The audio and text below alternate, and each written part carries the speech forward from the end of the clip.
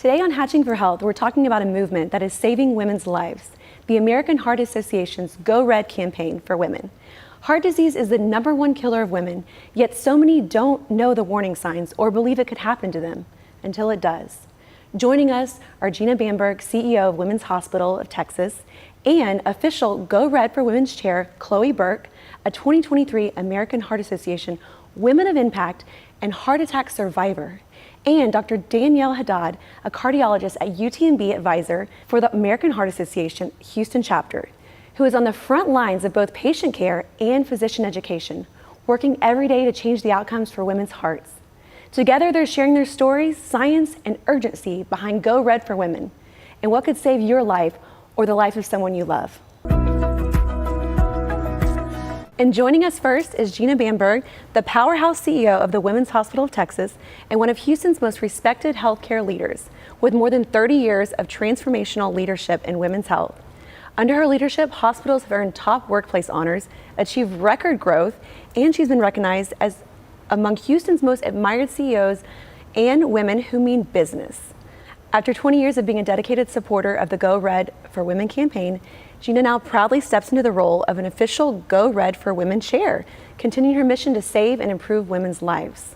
Wow, it's wonderful to have you here. Well, thank you. Thank you so much for having me. I'm really excited to be here. Yes, and so tell me a little bit about what got you involved with the American Heart Association. Yeah, so I've been a participant for about 20 years. You know, someone invited me like, hey, come to the Go Red for Women luncheon. And at that point in my career, it was like, oh, I get to go to a fancy luncheon, you know, kind of thing. Yeah. So go to the luncheon and learn more about it. And as I've advanced in my career and in my leadership, I really realized this is a cause that I need to get behind. And I really want to take opportunity to tell other women about what the American Heart Association is raising awareness for, that cardiovascular disease is the #1 killer of women. Which it feels like it has been for many years, and it's, you know, still after all the work that everyone does, it's like, it's crazy how so many people still don't know all the facts of the importance of it. I agree. I feel like when people think about what kills women, we think about pink ribbons and other things, and those are all really important and very worthy causes. But that's really why I've chosen to dedicate my time and my leadership to making sure that I'm raising awareness. That's fantastic. So for the American Heart Association and the Women's Hospital, so essentially, is there kind of like a collaboration, or is it more so just your efforts going out and supporting them? Yeah, the Women's Hospital of Texas and HCA Healthcare are platinum sponsors of the American Heart Association Go Red for Women. So we're professionally involved in that way, and then personally, of course, it's a labor of love for me to dedicate time and making sure that I'm using my leadership skills and working together with the American Heart Association team to have a great event, have a great campaign, and raise awareness. Right. Yeah. And that event, I got to see you at. That's an annual thing, the fashion show that they do. You were a guest at our fashion show, which was so fun. It was. Elizabeth Anthony sponsored us having a fashion show, and a designer from Germany was there, and so we all got to, you know, wear her fun clothes and walk the runway, and a lot of women who didn't know anything about Go Red for Women or about the Heart Association came just because they wanted to see fun clothes and come to a great party. So I do think we're putting these little things in people's minds in ways that hopefully will resonate with them later. Of course. And was that your first year to be the chair? Yes, absolutely. I remember them announcing, I believe that, and I was like, oh, that's exciting. And she's from a women's hospital. So fun. Wow, that's a lot of incredible things. How long have you been the CEO there at the Women's Hospital? I've been the CEO at the Women's Hospital for just over 3 years. I worked in a hospital every day for my entire career since I was a teenager. Wow. So I've grown up in hospitals and always kind of had my eye on the Women's Hospital of Texas. It's my dream job. To lead that great organization, and the city has looked at the Women's Hospital of Texas for almost 50 years. We're going to have our 50th birthday next year as the source of care for women. So what a great platform for me to be able to lift up women and being the CEO of that great hospital. Exactly. So tell me, I know that there is an important day coming up early 2026 and February 6th. Yep. Go Red Day. Tell me about that. So Go Red Day is the national day where we invite everyone, men and women, to don their red and take photographs, post on their social media, talk about why they're wearing red. And it's the official kickoff to our Go Red for Women luncheon, which is scheduled in 2026 on May 1st. I hope you're going to be there. Okay, yes. I'm definitely going to put it on my calendar. Good. Yeah, because that was the May 1st luncheon. So that's kind of like the kickoff to get people involved and participate, get a table and all that. Yeah, get the momentum started in February and get the table, create sponsorships, get your invitee list, and come and have a great time. And where is that going to take place at? It's at, oh my gosh, yes, Post Oak Hotel. I just lost it. It's at the Post Oak Hotel. Fabulous. Yes. Yeah, fabulous location, everything. Yeah. Well, wonderful. It's been such a pleasure having you on. Thank you. I know we have a few of wonderful guests today, learning all about the American Heart Association and what y'all are doing. But thank you so much for joining us, Jeanna. Thank you so much for the opportunity to chat with you. Absolutely. Now I'm excited to welcome Chloe Burke, a former University of Houston's cheerleader who survived a sudden cardiac arrest on the field, but thanks to life-saving CPR and AED, she's okay. Today, she is a former elementary teacher and author of Keys to Your Heart, a passionate advocate for women's heart health, and was honored as the American Heart Association's Houston 2023 Women of Impact.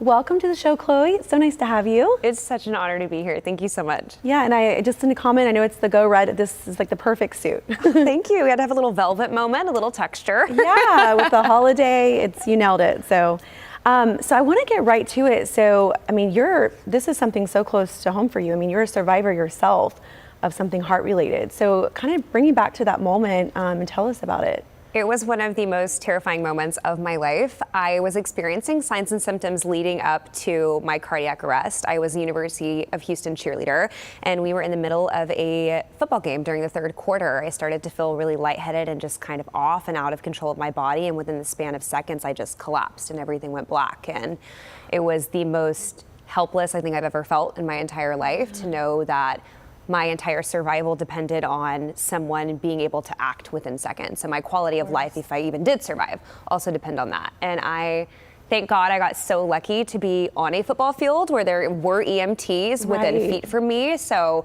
my quality of life was 100% after, and I just thank God to be alive today. Right, like such a blessing, like all of the combined moments that took place to allow for you to be okay. That could, anywhere else, you're right. I mean, people don't just have, AEDs or no CPR. Yeah, anywhere. Right there. It was really crazy. Right. And so you were in college, so yeah, like in your 20s, right? Yeah, so I was. How old are we in college? I was actually born with a really rare congenital heart defect I went my entire life undiagnosed with. And after I went into cardiac arrest, they did a lot of research and EP studies and surgeries to figure out what was wrong with me. And that's where they discovered my really rare congenital heart defect, where my main artery was inside of my heart. And it's supposed to be on top of your heart. So anytime my heart would pump, that artery would get constricted, and basically my entire body and brain wouldn't get any blood or oxygen. That is wild. And this was something that you never knew growing up, like it didn't affect you until in that moment. Yeah, it was really crazy because I was experiencing signs and symptoms, but because one, I am a woman, and two, I was so young, doctors didn't know how to look for those signs and symptoms in me. So even though I did go to the emergency room several times before that for lightheadedness or dizziness or passing out, they just assumed maybe it was related to my iron levels, even though my iron levels were fine. And the thought of me having anything cardiac didn't even cross their minds because I didn't have any family history of it and because I was so young. Yeah, so it's like for other people, I mean, what are some of the things that, like, precautionary measures that they can take, to potentially prepare for a situation that they never want to have to go through? I think obviously it's our doctor's responsibility to care for us, but it's our responsibility to raise awareness for women. If we're not spreading awareness of how to perform hands-on CPR, we're not going to be able to act in those moments when seconds matter. And also understanding that even though heart disease is the leading cause of death, 80% of people will die from something heart disease related. 80% of that is completely preventable if we learn how to live a healthy lifestyle through simple modifications. It's not saying you have to be ridiculously strict all the time. It's managing yourself, managing your health, taking time to really prioritize your mental health and understand that plays a direct factor in your physical health. And then also modifying how you eat. You can still eat the Tex-Mex and the cheese enchiladas and the pizza, but making sure you're balancing that with healthy foods and things like that. Of course. No, it's so very important. And I do agree that some simple changes sometimes can go such a long way with people. But just it's the education. And, you know, if they didn't get it at certain points growing up, then it's not until they really just take initiative for their own health. So tell me about like the Go Red movement. Like, what does that mean to you? When I think of the Go Red for Women movement, I think of really evolution. When we think of women's health, it is crazy how far the Go Red for Women movement has helped progress women's health. We didn't even know to look for signs and symptoms heart-related in women until really like the 1980s. So thinking of how we just began to prioritize women's health and then understand how women's heart health is different from men's heart health. It used to have a one-size-fits-all diagnosis and treatment, and because of the Go Red for Women movement, we're really pushing for education, for medical research to continue to progress treatment for women. And also it creates a really strong sisterhood of women, understanding like so many of us have either survived this or lost someone to it, and rather than letting it be something that we become a victim of, we use it as something that we use as a powerful tool to continue to progress women's health. Right. So how can others like get involved in it? I think just taking the step, they have so many different events, and we have women planning these events for women, so they're really fun, like the fashion show, and we have the Go Red for Women luncheon May 1st in Houston. It's always so amazing. It's at the Post Oak Hotel, and it's one of my favorite events because they have little survivor sashes, so you get to see all the different women walking around with their survivor. It's really special. You realize being a survivor is such a gift, and a lot of times you kind of downplay like, oh, I went through this, but it reminds you the strength and resiliency of women. Of course. That is beautiful. It has been such a pleasure having you on. I think you're an inspiration. I think you're a perfect fit. But tell me, you also have an organization that you set up yourself. Tell me about that briefly before we cut to commercial break. So I decided to compete for the Miss America organization because they do have a partnership with the American Heart Association. So in the Miss Space City organization, which is my Houston local title that I use to compete at Miss Texas, I've been given the opportunity to prioritize my philanthropic work with the American Heart Association. So I get the opportunity to fundraise, advocate at federal levels, and I also created the first children's book on the market, Keys to Your Heart, which teaches kids. As a former elementary school teacher, I was giving lessons, and I'm like, why aren't we ever teaching kids heart health? So I wrote the book Keys to Your Heart, and it's in Barnes & Nobles around Texas if you want to go grab one. Beautiful. I love the name. Thank you. It's an acronym. It's like healthy eating, aerobics, and reducing your tension. So teaching kids in kid-friendly ways how to eat healthy, exercise, and prioritize their mental health. I'll have to get it for my nieces and nephews and future children of my own. I love that. Well, Chloe, it's been a pleasure having you on the show, and I look forward to attending y'all's upcoming luncheon. I can't wait to see you there. You're going to have some kind of outfit that just kills me. I know it. Thank you. And thank you for joining us. So we are going to take a quick commercial break, but before we do, I just want to say thank you to all of you watching and all the support that you provide to Hatching for Health Foundation. Because of you, we're able to provide free luxury medical transportation during the week and create amazing weekend experiences like sporting games and special outings for individuals with unique medical needs.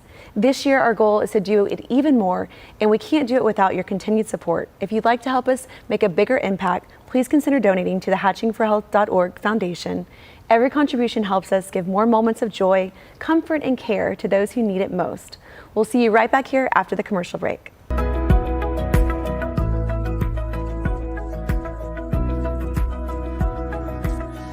Your private practice deserves more than sticky notes and missed calls. Funnel Cake MD is the HIPAA-compliant growth platform built for doctors and dentists. Manage calls, texts, and emails in one secure inbox. Book more patients, cut the admin chaos, and keep your front desk sane. Try it free for 14 days with full white glove onboarding so you're running smooth from day one. Don't let outdated software hold you back. Sweeten your growth with Funnel Cake MD.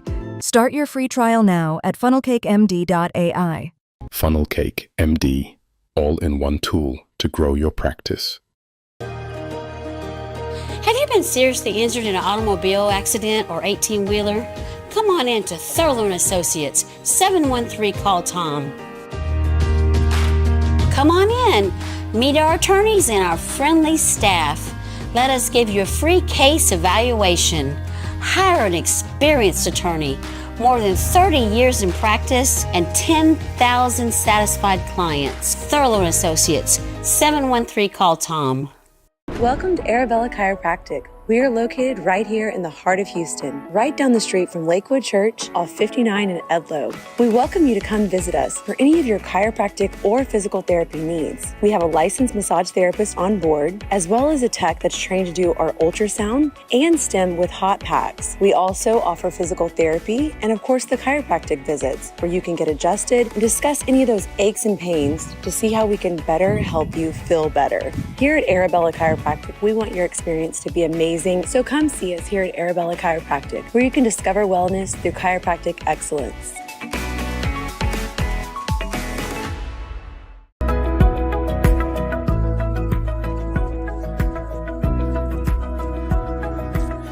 Welcome back to the show. If you are just joining us, we are continuing our focus on the women's heart health, and I'm thrilled to welcome Dr. Danielle Haddad, a cardiologist and junior assistant professor at UTMB specializing in women's cardiovascular health, cardio-obstetrics, and advanced cardiac imaging.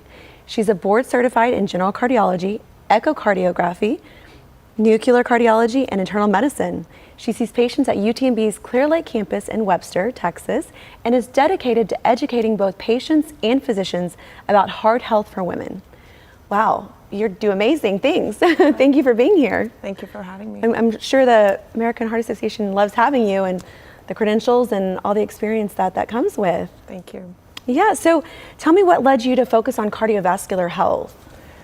Well, as you already said, cardiovascular disease is the #1 cause of death in men and women in the United States, and it beats cancer with all types combined, unfortunately. So, but again, despite the advances in medicine and guideline-directed medical therapies we have, and also the interventions, the surgeries, women still die more than men after heart attacks, strokes, unfortunately. And part of it is that women are maybe misdiagnosed, underdiagnosed, or maybe having a delayed diagnosis and go on with unfortunately undiagnosed disease and end up having a bad outcome from any heart attack or stroke.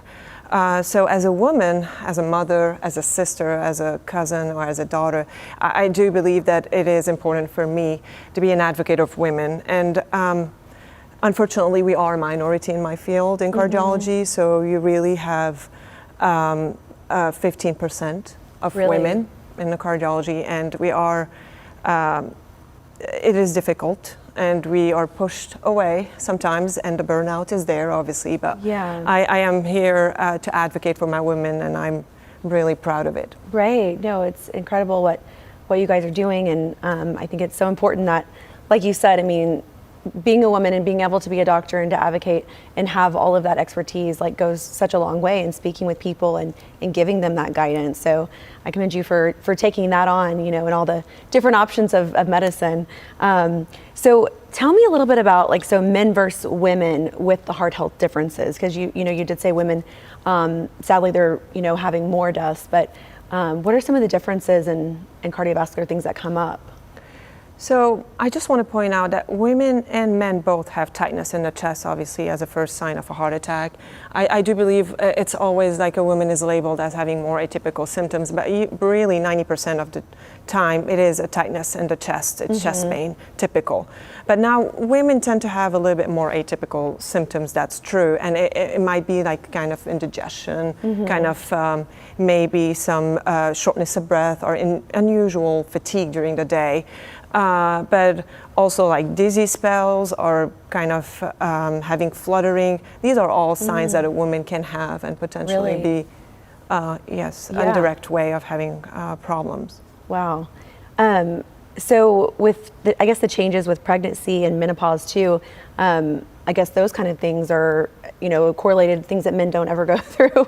Indeed. Does it change as you for example, if you don't have any kind of things going on your whole life, but then does it sometimes come up during that time? Indeed, this is my favorite topic. Okay. Obviously, pregnancy itself is another state. Yeah. It's definitely a first stress test for a woman, obviously. So she's trying to grow a baby and kind of fighting this, trying to increase the work of the heart in order to feed the placenta and make that baby grow healthy. And you can imagine that even if you have an undiagnosed disease or maybe even diagnosed already with some cardiac problems, you can imagine a woman will not tolerate well the pregnancy. Right. But unfortunately, a lot of women do not know that it is still the #1 killer. So the maternal mortality rate in the United States is still high, and we're way behind compared to other developed countries. And the gap is there, and unfortunately Houston is really one of the worst in the nation. And the disparities are there also, so there's a lot of difference between ethnicities and underserved areas. But I do believe we have a lot of work to do, a lot of awareness that needs to be really handled, and I love the MomRx program that I will go over a little bit in a little bit. But the menopause, on the other hand, is another phase of a woman's life. It's where you lose the protective benefits of the hormones, and unfortunately, we do have problems before menopause, but menopause itself accelerated atherosclerosis, meaning the plaques built up in the heart, or even inflammation. So women tend to have more strokes or heart attacks after menopause, but really we should tackle it before getting to menopause, really getting the cardiovascular risk factors very well controlled before heading to that direction. Exactly, like having essentially some of the physical aspects that we do by going in for our regular checkups and things of that nature. Correct. And just leading up, into our older years where menopause is on, the horizon, which we all don't want, but it's inevitable. It's coming. So how do you collaborate with the American Heart Association and what you do? Well, I'm a member of the AHA, obviously. We have wonderful two associations, ACC and AHA, that we follow. They write out guidelines, so that's the evidence-based medicine, and it really guides our clinical practice. And I am a really big fan of AHA, obviously, because of the Go Red movement, and also I participate in heart walks where I see survivors, and I love to be there for them and support them and listen to them and hear them and try to see if it can affect other women that are really maybe not speaking up and having problems. Like, what were your symptoms, and exactly. how can we share others what those symptoms could be, Exactly. Those events are amazing. The Go Red galas are also beautiful. I go to local, regional, and they really, like she said earlier, they really give the podium to the survivors, and they go up and they talk about their experience, and that really could affect the audience. Of course. And it can really trigger some of them, and I love that. I think it's very important. It's part of the awareness. Right. Storytelling is so important, and that's really what captures an audience and helps people to connect, and whether it's personal symptoms they're having or someone they know to share it with, I think that goes such a long way. Okay, so tell me about the MomRx maternal health program. Yes, so it's a beautiful initiative that launched earlier this year, and actually it helps raising awareness by giving maternal health kits to clinics and institutions where the underserved or maybe the at-risk patients are seen. So part of it is technically education, and also teach them simple things like taking blood pressure. Right. And this is very important, I think, in a young woman who probably would not know how to do it. And the other thing is also to give them some resources, including food for formula for babies, right? And also CPR skills for infants, for adults, and also give resources for mental health, which I think is a major, is a very big, important predictor for a pregnancy, good pregnancy. Is this something that you started or that you joined? I joined. I'm actually the advisor on the AHA, but Veronica Garcia is the main leader. The main leader. Okay. How long have you been a part of it? Since it started, yes. Okay. So several years, or It started this year. In January. Great. Okay. And so the people that you guys are helping, it's just kind of finding underserved communities to go and provide that outreach to? Yes. Okay. Yeah, that is great. So how long have you been a part of the American Heart Association? I believe almost 4 years now. 4 years. Okay. So you've been a part of these fashion shows and luncheons and had a lot of experience with all the survivor stories. So that's beautiful. Well, I love what you're doing. Keep up the amazing work and the participation you have in these different organizations helping others. And I'm sure I'll see you again soon, one of these events. Hopefully. Thank you. Thank you. And thank you all for tuning in to another episode of Hatching for Health. It is now time for our Golden Weekly Egg Raffle. This week's thanks to the Houston Zoo. You could win tickets to visit the zoo in style. Just DM us at Instagram at Hatching for Health so that you can enter. And if you win, we'll pick you up in our luxury Mercedes Sprinter van and drive you to the zoo in style. And we're grateful to the Houston Zoo for the amazing donation. And if you or anyone else you'd like to donate for an experience, please reach out. We'd love to partner with you to get an unforgettable moment for a family. Thank you so much for watching. Your help supports to provide luxury medical transportation, weekend experiences, and unforgettable moments for individuals with unique medical needs. From all of us at Hatching for Health Foundation, we wish you a very happy and healthy new year, and we can't wait for this year for you to join us in inspiring episodes to come. I'm your host, Jessica Hatch, and thanks for watching the Hatching for Health show.